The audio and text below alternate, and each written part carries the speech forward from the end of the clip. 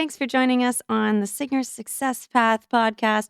I'm your host, Kimara Morel, and this is where we talk about launching our remote singing businesses, how to make money without stepping onto a stage. And today's talk is crucial to making that happen. We're going to talk about getting shit done. A few weeks ago, I asked what everyone needs help with the most, and I was actually really surprised to hear that the biggest issue people have is actually just executing on ideas, getting things done. So productivity, accountability, taking action, and finishing things. It's maybe the second least sexy topic next to search engine optimization, but it is almost the most important topic because if we're not productive, we don't produce, we don't see a return. You might want to take some notes if you hear tips that sound useful to you. One of the biggest secrets behind productivity is making sure you have gas in your tank to fuel that drive. So kind of counterintuitive, but the best way to show up and get the work done is to make sure you're not showing up too much. Taking breaks is essential. I really do need to take breaks. I'm like a mega idea factory. I get really excited to do all the things. I'm like a kid on a sugar high running up the walls, and then I absolutely crash. The other day, I went to the beach to calm down, but I'm high on ideas and overthinking, just kind of staring off into space. And then all of a sudden, in front of me, an osprey just dive bombs into the water and then comes out with a fish in its mouth. And suddenly I realize that the thoughts are gone. The ideas have filed themselves away, and nothing in the world matters but this moment, watching this Seahawk living its best little life. And I'm back. I'm back in my body. I'm returned from the ethers of busyness, lists, stress. Breaks ready us to do our work from a focused and intentional energy. Otherwise, we can be a bit haywire, rushed, and in the weeds. But we still do need to return to work once the break is over. And until you hold yourself accountable to clock into work and execute on your goals, you're just a hobbyist, not a business owner. And you absolutely can be a business owner. And it's amazing how easy launching our singing business is compared to like opening a restaurant. We barely have any overhead. And actually, with a home studio, you get to write off part of your rent or mortgage as office space on your taxes.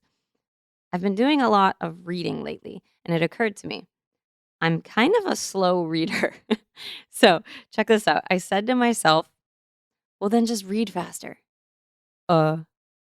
Okay, so I just did. Seriously, next time you're reading, try this. Try to read faster, and you just will. Just do it like Nike. My brother had one of those, would you remember the Wii video game systems? He was doing a yoga class, and he told me he can't touch his toes from a standing position. So he's standing on the yoga mat, reaching down, almost all the way, but not quite. And the stupid Wii thing says, reach further. And it blew his mind. He could. He just reached further. And there he was, touching his toes. I could own being a slow reader. He could own not being able to touch his toes. Or we could just do the thing. It's so funny. So if you want to do anything, you just can. The first step is deciding that you're going to do it. Then you create your master plan. You list every task that lies between step 1 and end goal. Prioritize the list chronologically in order of importance, and now just focus on step 1 only. When I'm beginning a new project, I have a very intentional brainstorm session where I create this master plan. And once my order of operations is created, I hide it from myself. And I only pull it out when I'm scheduling what we need to do that week. I plan my week by putting the next few tasks on my schedule. So depending on how large the tasks are, I only assign a reasonable amount of work per day. It's even nice to subdivide tasks where you can, because then you get to enjoy more of a dopamine hit when you get to cross things off the list. But having a master plan for a project makes me feel at ease. It definitely relieves the stress, it releases that scattered feeling. So I'm going to give you a rapid fire list of productivity tips to help you when you're actually doing the work. So here it is. Here's my rapid fire list. Number 1, have a monthly focus. When I was doing so many projects at once, like sync albums, splice packs, acapellas, ebooks. I found it easier to have one focus per month. That also gave me a deadline. So I needed the one project to be done by the end of the month. Okay. Monthly focus. Next, deadlines. Give yourself deadlines, but set realistic ones. If you get in the habit of pushing your deadlines, it's basically like they don't exist. Okay. Next one's called the 5, 4, 3, 2, 1. Actually, I use this to get out of bed sometimes because I could wake up and then just daydream for an hour and not get up. But when it's time to begin something, when you're staring at the screen or getting distracted and procrastinating the starting part, try counting down from 5 and start. So 5, 4, 3, 2, 1, let's go. Another similar thing is time logging. This has helped me a lot lately. I'll write down what time I start working and on what. And then I write when I stop that task. And it feels good to see how quickly I could actually get it done when I knew I was on a timer, you know? Next, write tomorrow's plan the night before. This is a big one. It really helps to start your day ready to go and not in that weird figuring out mode, that scattered, what do I do mode. It's a solid energy. You can begin the day with conviction. Okay. Ooh, the next one is massive. Delete tasks. Okay. When you're staring at the master plan, ask yourself, what can you remove? What's really unnecessary? And if you don't like this idea because you think everything is really important, if you're doing this on a website like Monday.com, Trello, I use Asana, you can always move potentially deletable tasks to a separate section, label it someday, priority level low, and you can refer back to it later. It might become your task graveyard. There are always extra tasks that are just not necessary right now. Copywriting is one of them. You only need to copyright a song if you feel like sometime in the future you will have to sue someone for stealing your song. Copywriting it will just give you extra proof that you own it. But I mean, so does your original recording session. So I don't worry about this as much.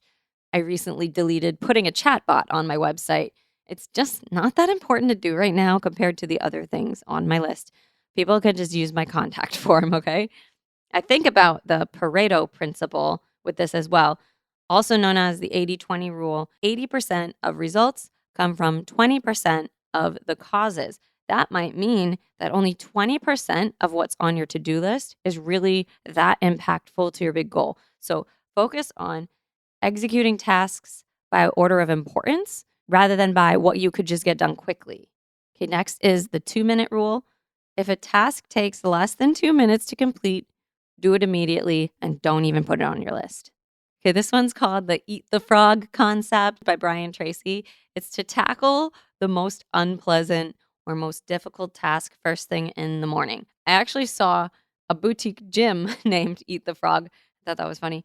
If we don't eat the frog, it means we're possibly focusing on the less important tasks first. So always double check that you have your priorities right. Inventory meeting. I have an inventory meeting with myself every so often to check in with how work is going.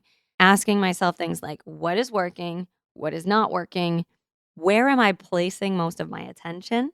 This was an eye-opener for me lately with my acapellas and sample packs. I realized I was focusing too heavily on marketing and less on profitability. I saw that I actually make more money when I release new songs more often, as opposed to when I send out more newsletter emails. This is kind of like your analytics meeting. This is where you can decide on things you might want to delete. I was making these before and after videos of songs I did with clients.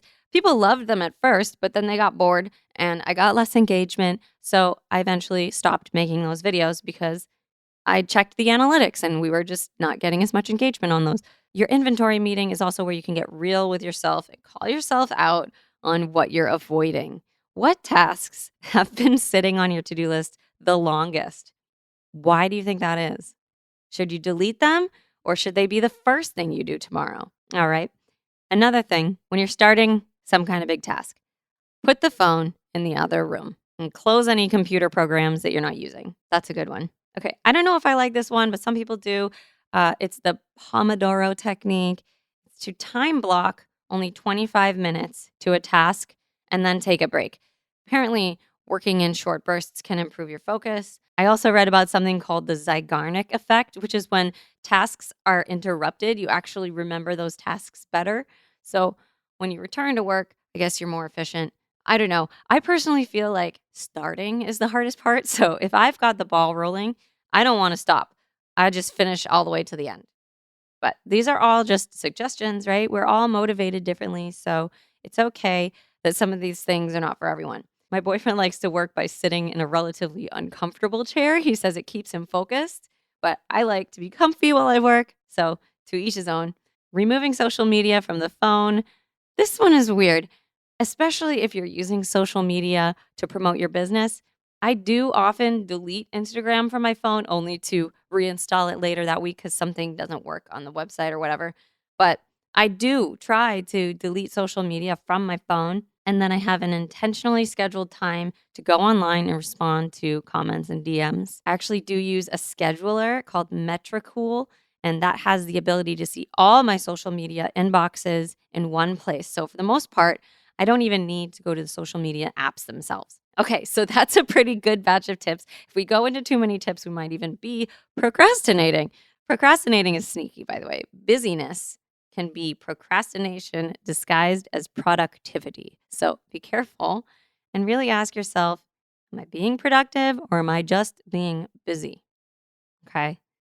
This podcast is just one of the helpful resources for you beautiful singers. Head over to singersuccesspath.com to check out free workshops, join our monthly mastermind group, and download your copy of the 35 music revenue streams for singers. Thank you so very much if you left us a review or a comment or subscribed to our YouTube. As a new podcast, this is so helpful. Be sure to come back here next week and we'll have an awesome new episode for you. All right, until then, take care.